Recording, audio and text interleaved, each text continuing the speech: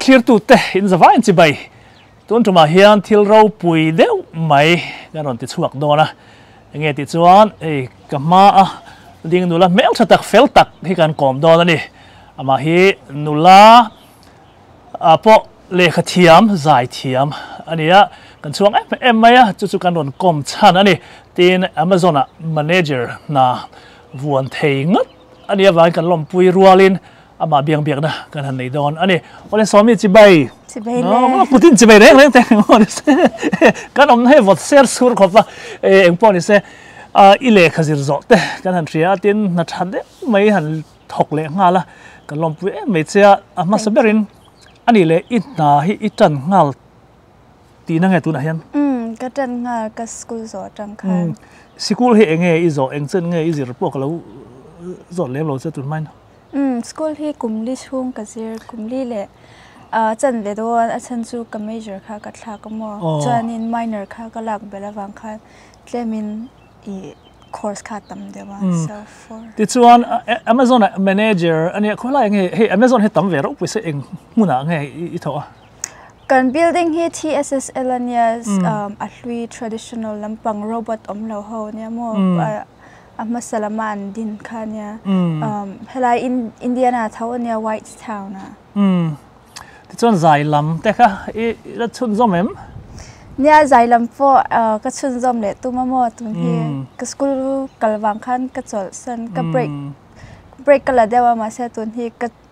ก็ work เลยจันอีใจพอมันจันกันแล้วนะคะ3.8 million view นี่วิวในทางเรื่องก็ไม่ก็ขัตูละผัวแม่ค่ะไกมาไอเดียเนี่ย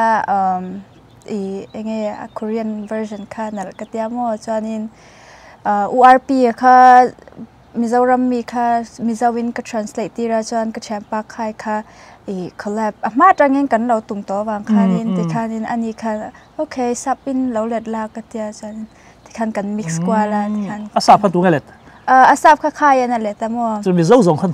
มีเจ้าสองค่ะ URPN จานินขตาคันกันไอเดียไกมาคันไอเดียนำค่ะก็ทัว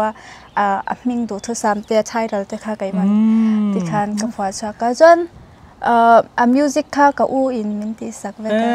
นมันหัวนมครบเป็นหลาดปุยอันนี้แหละวิวตู้ซิงอ่ะคันมีเจ้าเงี้ยตั้มเบรังให้มีเจ้าจงใครวักเลี้ยงเราก็เดี๋ยวน้ำดังซับสันซับจงเตี๋ยวเจ้าวังคันอินหูดาอินรินดานะเนี่ยตั้มเบราจวนอินเดียละมาจังมีเจ้าอันนี้ก็เรียกมาเซ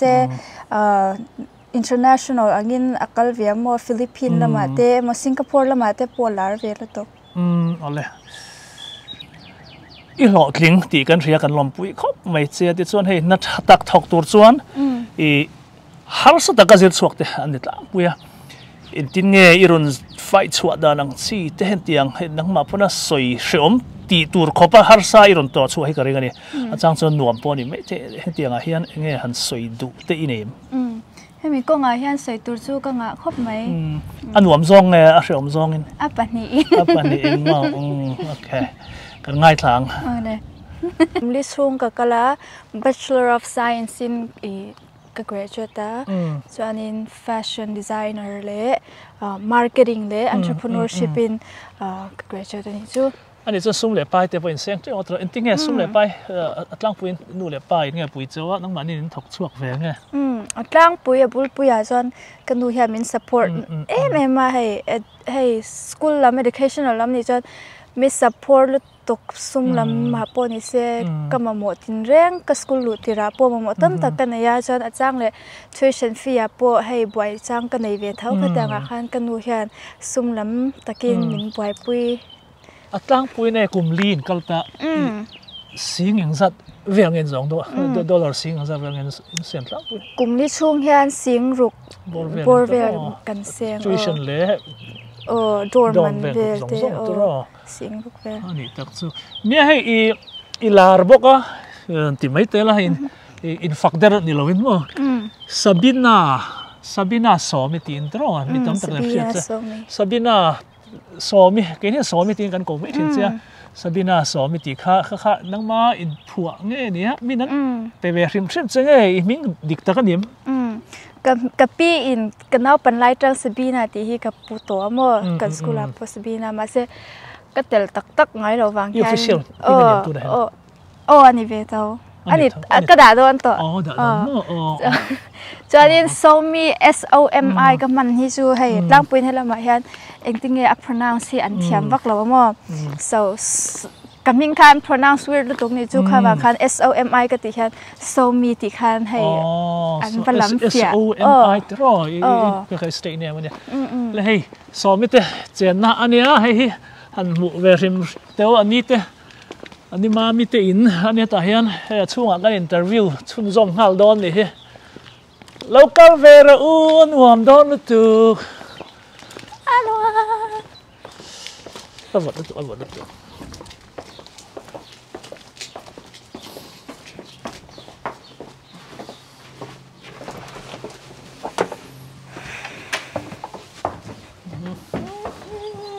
come on in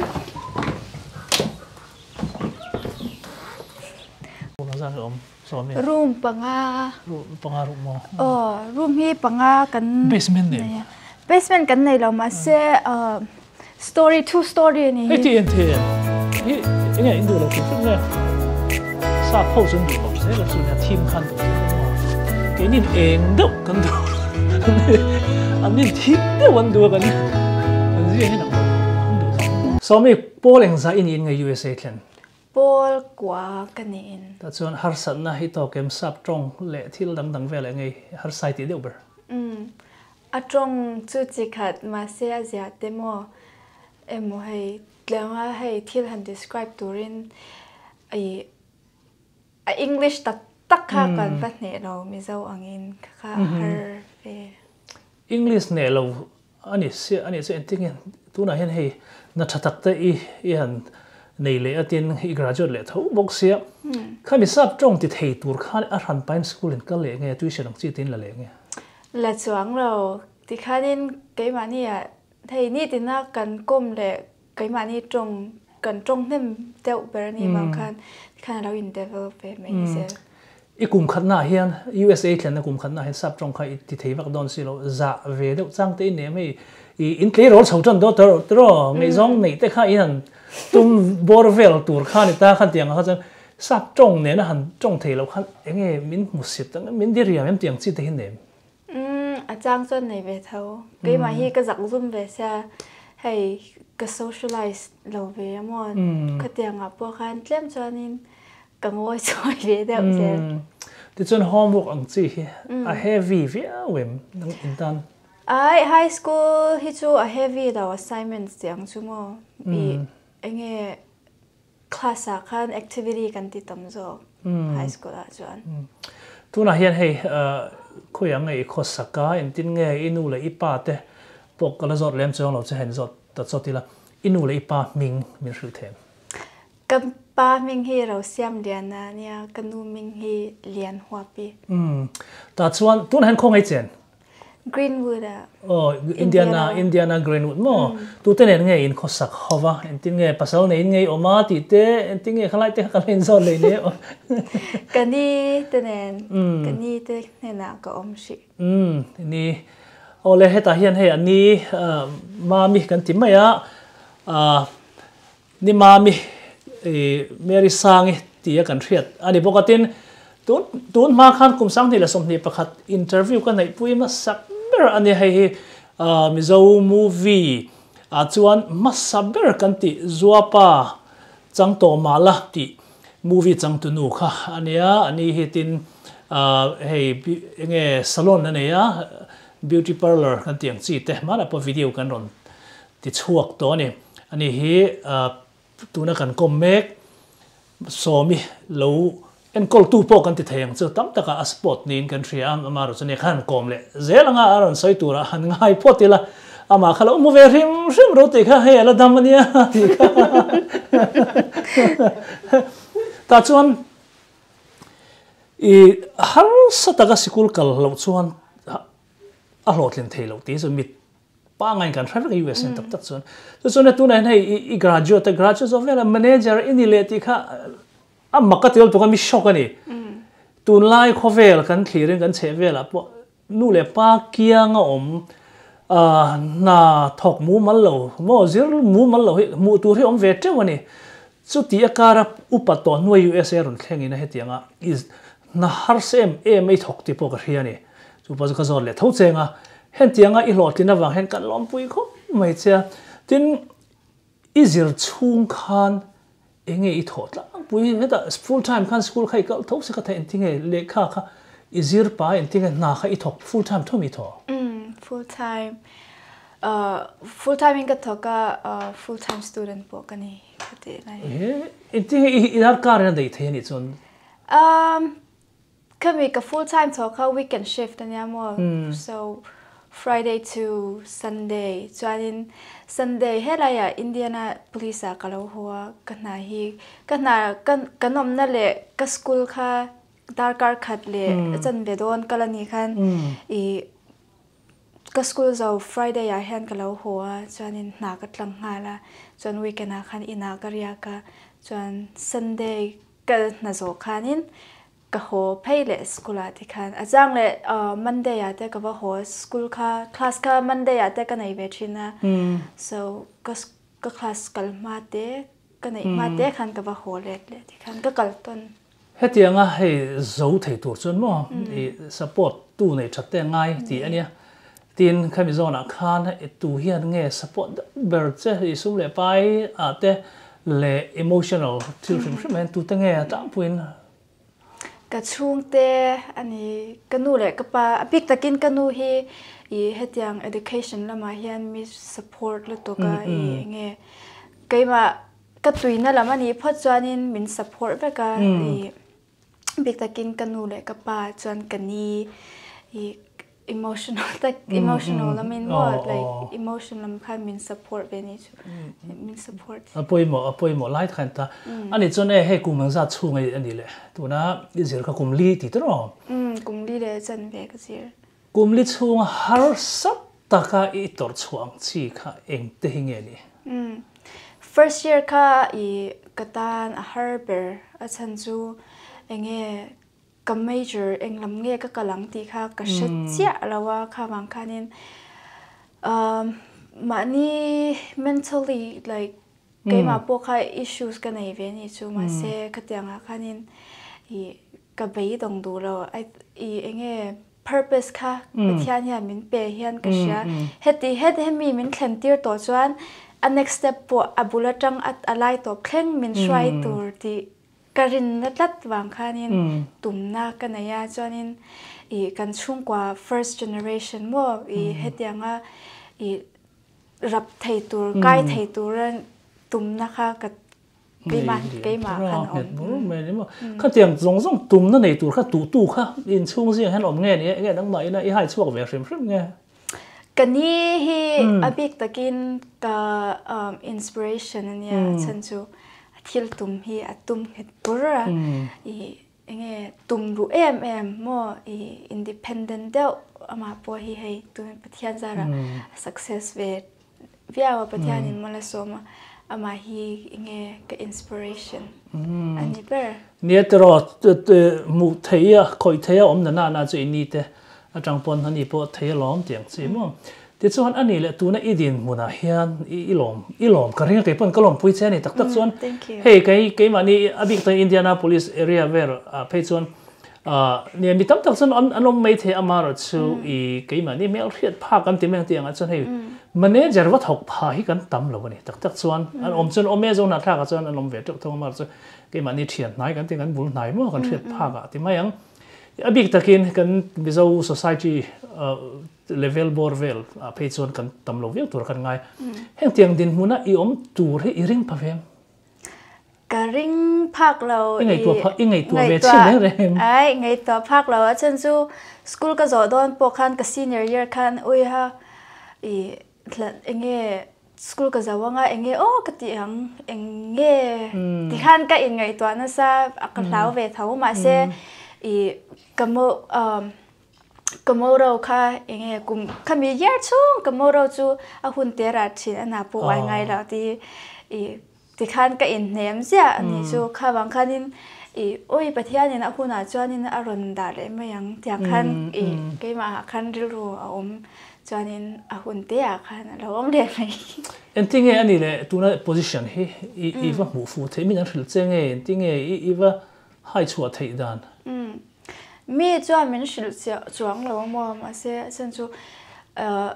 ka school ka lai part time te ka va tho chin nai khanin o apply dan o manga ka tia LinkedIn a khanin ti khan senior chung jong kha ti khan an na run post kha ka en ve ja ni chu ti khanin ka apply na sel to the very level chu adang danga khan ka apply ve ma se atopa khanin chu ka school ka lai jong khanin ti khanin ka apply ve tro ma se min la chuang lo ma se min dinai zela ma se a hun don te ka graduate don khanin recent graduate ti khanin an ron phausa kha ka ti cha kha katling ve ta ne chumi ina chu kan soi kai ma in izir lai khan har sa tak i to lai khan en tin nan chu chuan lo tai la tu na din mun he ka rap mia lawang tiang chi mo ka thleng mia lawang tiang chi thil pahniang vel tel soi turin em khami chance ka lo mi style emo lo thachia ila emo mo lo be fan lo ta ila tiang chi khami zona khan tiang chi kha soi turin em achang chuanin hei quit chak na te ka nei ve thau ha ka pe to lo hei financial poni se emotional mentally financially ka pe to lo ti chang ka nga ve thau she ma se ka chung te le ke ma ka future tan ka du enge na kin zela engtin nge ka tan ka future ka build thayang or ka chung te engtin nge ka ti proud thayang ti kha ka ruwa ka tum ber ania ti chuan karin chan fer su pathian ponia ti khan ka tha ngai vak lo ai he zan thei enge hun te mo lung ngai hun te enge beidon hun te give up tu na hun te chu oma ma se ti zong po khanin pathian ka bel ve tang a chan na chu she ma nga lo mai na mo ma se ka ring klat khathia om lai khan su le pai har sanai ro sai ta ka che enge ni su le pai kha nang ma tho cho emi in man thina tuition fee chun scholarships po ka nei thau ma se a full khan min eng lo thei lo tuition fee chu cover ma se apartment te ka car bill te emo hey out of pocket ka expense zong kha min cover vak thei lo ni chu ka school supply a chan chu fashion lam ka zir wang khanin a supplier kha kai ma ina out of pocket vek anga ya to ve sia mo kha khatianga khanin ya finance ani le inglo ngoro fashion lam ka zir ta tu na I degree lak ne chon a ran pan iwat thak le ti na nge nia tu na izo na hi fashion lam thau chu ni ala ni rang thawa tero ani I subject hi thak lo tero thak mo ka ti cha ka thla ka atira kha chuanin kala shat ka dum tak kha ka first year kha kala shat lo wang khanin enge phetianga general mai kha kala la shi be dewa ma se anwa khanin fashion lamte emo business lamte ka tweet kha ka shat be dewa khan kanu te po ha ka shila an lo support ve khop mai asan chu fashion ti vel hi kan mi zo society a chuan na hey klema an niam deuh ka ti mai khatiang kha nia ma se heta hi chuanin poisa enge an la hnem vel tuk chuan ke ma po ka tuina lamania mo business te fashion lam pang hi so in support vel tu ka chung te pon khatiang lama ani chuan tuna I na tho hi fashion zirnen khanen kung kai mia lawang tero em kung kai tho ne kung kai lem lo tuna mi hi chu ma se ka senior year khan summer internship ka tiamo downtown na India ken downtown na ka manager ne khan internship manager kha enge shin kami ka course na vela kan anin partner mo chanin so kami neng ka work puya ka graduate zawa khan idule lo lut le nga ro min te ma se tu ni Amazon hi training there stay dang na kala jin kwala wang le mo tun hi kala new dewa wang khanin Amazona tlemin ka focus ri dewa ma se fashion lam polu le ngal ka tum thau easier like han until nan na lo mu lo te khom ve thei tho ta easier line ti mayang easier zo dong he don lo ti khi khmia lo wa tira chuan tu nei so yang khan financial lama thel sa nei nei ta I lo mu lo ta te lo graduate lo ta la tiang chi ki ngei tu na pom ve thei tho ta chu ta chuan nu le pa chunga hanin nga thathem em engkim hanin depend ang chi kha khan tiang ril ru hi in pu ve tho em nang ma ni tu na po ni se nu le pa kyang hai no mai ni te po an lo ni ta han ma ni chunga an ma ni ko hai nga le mai ang chi ril ru hi in pu ve ngai sim sim em cái mà chuan ka du lo top a chan chu cái mà tia ding chua theya mani in support thei kha ka duwa chanin kanu te tan te ka chung te tan te in nga thei na tur khatiang lam kha jang ka ru ka pengai lo sim sim ma se chu independent deu chung te support thei mani in support thei mo khatiang ni kha khatiang chau kha ka tum cái mà ril ruwa chan chu nia nam pui zia po ania thil dang de kan zo dang che tun lai chon mi zo te pon kan ti to lo mai thela ti mai the tu emo ilo uara emo tlangwal pakhat khemo mi lo khilai te mo tianga hian I film lo thing I ti nge tha I ti nge I ti ve tho em kha chu depends on the amani person ma se ke ma chuan khatiang kha kati lo pur kanu hianin min shile ja bel pai nei point boyfriend nei point khatiang khati lo tur tin kalati ngai lo shim ke ma chuan so it depends on it like te kha like the girls kati zo ka tu na I thu soi kha tro mania din nget le mi chunga in nga lo ma nia din chwa tu mi inita ingai zong enga mo ngai zong lo po mi pa hrim me lo khilai ve te khai mo min khilai thei tu ni chhon na te khom thian ni then kha da chuan kha khain ting ei hu dan yes or no ti top kha ni mai ke ma ta chan no ani so eng wang en no I ti chana kha cái mà cái giặc cái sấy thiam lo hay anh thấy đâu vui cái gì anh khilai chak thei che ni mo I lo I soi wang khan khilai chak thin che emo I soi ma atang po khan ngei tu na I nei zo kem ka ti tu na ne chan chu khami wa soi khan nang ma independent ini I tum zia kha a lia vek thei ni tu nge ini ti kha mi na an ron mu dan tu ra che kha ngei tu awanga no I ti nge ti lai te kha ka han zo na chu cái mà mi gì anh đâu sim vàng anh yang cái chuyện thế po or like cái mà close lúc tụ cái family thế mà cái ní chú mình đâu lấy thế số cái gì ra thôi mà sẽ cái ní đâu mình đang em mà hết chú tiếng Anh cái tiếng Anh đâu nè tắm ta khá gì anh này cái khăn rõ chân chứ mà tua một tiếng khơi mò in mi khi lại thấy một tiếng mình khi lại tiếng chỉ thể hiện mình qua để tiếng là vết anh ấy tắc chuan cái mà anh cái đinh về anh ấy thì anh riết thấy nó tuột chuan cái mà cái lâu lấy về nghe tí cả khá thiệt bội em nem thăng thar tuần lai thăng thar tắm tận thà thiam lâu chi na nè khá mi gì ngà khá itil lâu á alom thì chuan hey kum som ni chuang to aza che cái sai lâu mấy ang kum som ni lâu chuang chau ta chuan USA thalai te jing a hian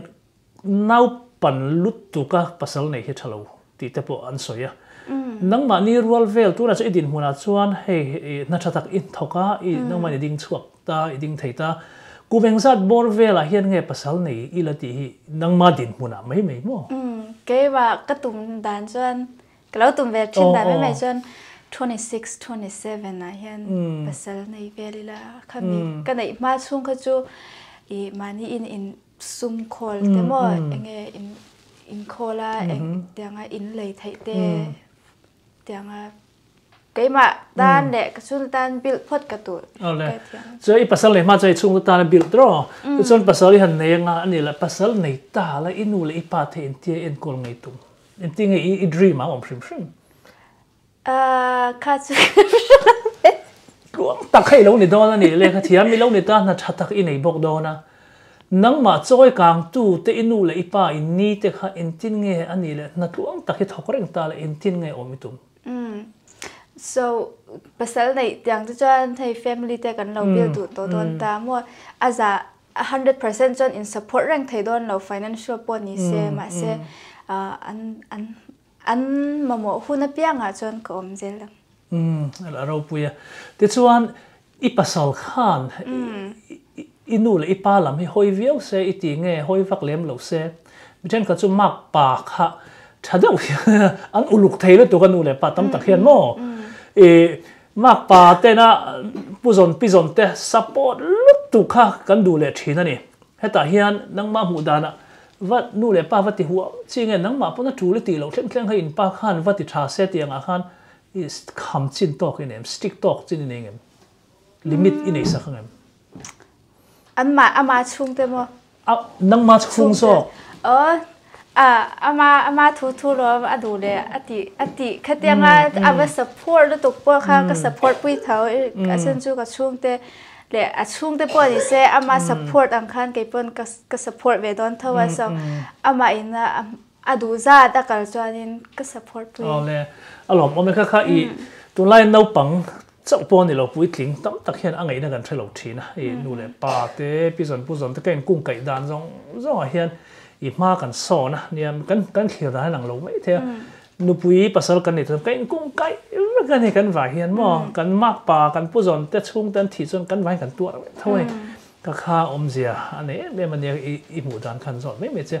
ani chon tu na hen hei ka rang zat nge manager na I tho ta ka January tang khan ka tana mo so 3 months khali don ver su ni to khali I lo thom se hanin zo lai chi ok se lo tra ni ka lo zat me ang ani le manager ni tur hian USA level a hian enge bachelor kher ngai mi bachelor le some degree nei ve shim nga ya chu le experience mo engting e mi eng ilo lead tan ti vel kai leadership role ilak na kha khatiang khan and engting e manage engting e group project e manage people engting e manage ta ka an en developer engei tho ber in manager a dang ve the don ta tuna kan tho hi metric le quality kan rana chu enge kan Amazon building a enge products and order kha kan phika ti chuanin I khami hau kha akal na tur huna khan a thleng hun tur te kha oma khang hau kha kan make sure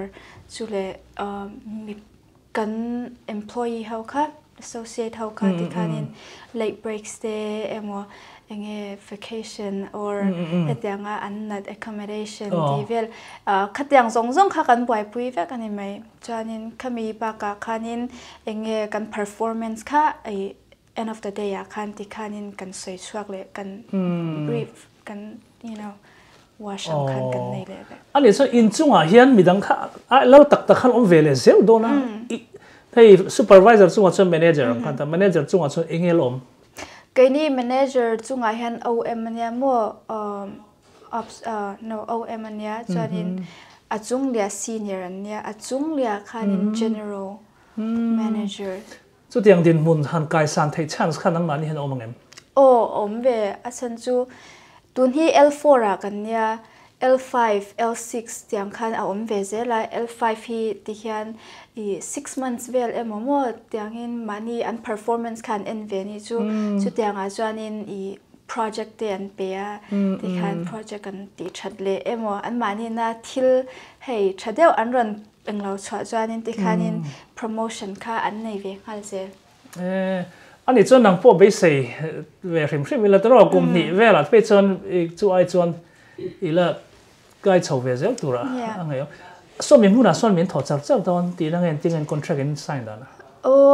ka du chon ka transfer the hei kum khat emo mo kum chan be kum khat do na chon ka transfer the chan chu ka kal na khi atla ve dewa 40 minutes drive la be tro zana lo mi thole ma zana ka tho da kar somli min tho kar khada dar kar somli ma se kaini hau chu somli antina somli ai tam kan thok kan kalma kan hot lai pi ka mo dar kar chan bevel kan kalma tanga ya chanin darkar chan ve vel kha kan hot lai le so yeah it's 11 hours vel nyam ani chon hey manager pro khan nge nang ma ni en call big employee khan om de thita tro mi engzat bor vel nge en call tuna shi chuan hey training thathum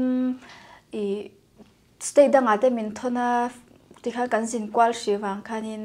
tun takhe chu I employee kala nei lawa ma se atlang puhin tun hi mi somkwa chung laman min pechen somkwa ne chon nang ma ni khan tiang ian kol zinga chuan sap tenge midum nge ke mani asian an tam midum an tam deuh ber midum I kan thona building ki valat deuh wang khan tlang mi deuh ki anung lo ma se day shift a chuan anam ma se night shift a chuan ka mu chia lo midum kan tam Haitian crawl how ki an tama chu zo le sapan ni hey vacation ver han deal chung chang hey PTO kan te don mi han te khan nang ma ni phal na kha poi mo veo nga te ro upload approve tu khin ni te ro ta khan ni I har sanai tong to em khan te khan te ma boi thak de pek rem si lo dil luyang chi hom thei do ne ni zan po khatonga a chan chu hey personal time an mang du lo vacation time kha an mang du jok se ma se I hey head counts pick enge mi an zang nge kan department na tle ma kan short do chuan mo nak volume kan nei nga dewa ma se kan pick head counts kha atlem do chuan in ke ma khan in decision ka make me so ni zan po kha hey PTO nei chuan mang me ro mo vacation chu 24 hours prior an submit angai 24 hours khan ma se an ron kal to panga hey tuna ka du a an ti chuan ke ma in decision ka make angai nei me kan boi lo atang mo ma se kan boi lo chang ni chuan okay ka te kan te ve ngal mai khang kha nia mi tam takena manager team kara boi na lian tak khani ta mo tin ku thak du ma yang chi te pon lama so na enga mas ti du mai te khalom tin chan chu in mo phur kha alian tor puise kha huat te hi lo ve ang ti kha nang ma lama tang hlau nei ne min chu ti min ti par ma tiang chi te ka nei vak lo chan chu enge sympathy le empathy I khatyanga lead tur khan min train na sa chanin I keima po an mani din huna clothing tor china wang khan ka she thiam lo tok so I respect the win kan biak pon ka bezia okay hey in training a ha tel rek don thaw ke ni ho ina kan hriat turatan na thok mi kan ni ta kan zawa na tho a hian enge hey kan du am kan ti don nge kan than hem ngai lo to kan va thok chau thina ni tu lo thleng mi mit muwa fel min ti ro se tiang chi ma se rei kan thin le si lo he ke ni tlang mi ho kan buai na ta heng tiang thai en tinge na tho dan kal phung ang chi te mo tin in za dan kal phung khan tiang kha ke ma ni hriat turata na thang chi kha min han khilai te indu na thok tur te ti turata na indu dan nang ma ni na in mu dan nang kha min hriu the atlang puin ke ma ni chin mi kan tlang mi ho hi I an sei zia hei kan work ethic hi a thalo to kan ti chuwang chuanin tianga mi kau khom emo an late breaks wang emo UIT mo in active time khatianga kau kha an nei vak lo kan tlang mi ho hi ma se atlang puin I midum te sa pho te hi an ni do tlang puya I na tho hianin muang te pon thok se ma se tikhan muang te consistent dewa an tho khatianga I break 15 minutes over and lak lo chuanin an rate kha tharenga kha wang khanin enge khatianga muang te an tho an manin ha po ni se muang te an tho kha chuanin a poi chang lo ni me ma se ka rate a thalu tuk an tia restroom a tikhan bathroom a khan 15 over more 20 minutes te an va om khanin tikhanin kan kau thak angai ngal ani me asan chu enge khang zong hours kan miss kha I paisa kan seng vek ke manin kha wang khan an time kha hlulu to hey zu in kan ti meng zu rim nam te chen chu om ten lom an la ni ve chen chu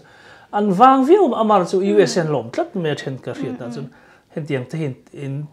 in thon lama te tiang chan chin hin theve ngai ก็ทนนะแต่ก็จวนก็เลย experience เราก็ละมั้งเราอารมณ์ว่าแม่แค่ก็มาไอ้ก็สโจจีงหันสวยเบลตัวรังชีเอ็มอารมณ์ถูปนิเซ่เองมั่วสวยตาหน้าทางอีที่อังค่ะมันสวยสักแล้วตลอดจนกันก็มันจะพอกันตัวตกไปตอนเนี้ยmost important things เองอีที่อินน่ะว่าที่ตุ้มอินในชวนนี้ตุ้มจังละปะเทียนในทัดละ have faith ตุ้มรู้นะคะไปหมดแบบนี้ไหมอาจารย์ช่วยตุ้มพอดชวนนี้เองกิมมิติไทยดีค่ะขัดก็ใส่ดูนี่เสียชวนตัวเตยแฟชั่นลำก็เกิดนะฉันจูกับปูเฮียเนี่ยมินอินสปิเรชั่นก็อินสไปร์ตัวจูกับปูเนี่ยปูติดเจอไงติดเจอสับละมันช่วยตัวแต่ปูใช่ไหมอ๋อตะปาอาจารย์จูให้แฟชั่นลำขี้อาดูเวลตกเอาวาร์มี second hand ทิ้งเตะ thrifting ตะขี้อาไปเวลตัวจูข้าวางคันนี้มินอินสไปร์ตัวก็มาพวกเราตุยนั่นแหละมันนี่บางคันนี้จูมีจูประคันนี้เซ่จวนนี้กระชุ่งเต้นให้นาลอมทูมั่งกันนี่กันอูเล่กับป้ากระชุ่งเต้กระอูเต้กระปีเต้มินสปอร์ตนาบางอินกระลอมมาจวนนี้นังปอมินก็บางอินไว้ไหนหุ่นรู้ตักมินเปียกมนาหุ่นเต้มินเปียกับบางอินกระลอมที่ค่ะไม่รู้เสียเอาเลยข้าส่งค่ะไอ้กรมจุอันนี้มีตั้มแต่กันเองเราหลอกปุยปอกันเรื่องตินกันช่วงมาเราเราที่ตู้เตตานปอให้จักนะอันนี้ถือกันไปเสียตินนัทละมาปอนี่เสียไปตักเฮียนหลอดลินนะเรื่องอันนี้ที่อันเราหมู่ถือตัวตานกันหันบวชใส่จุอันนี้มีเราที่ระบายกันหล่อไหม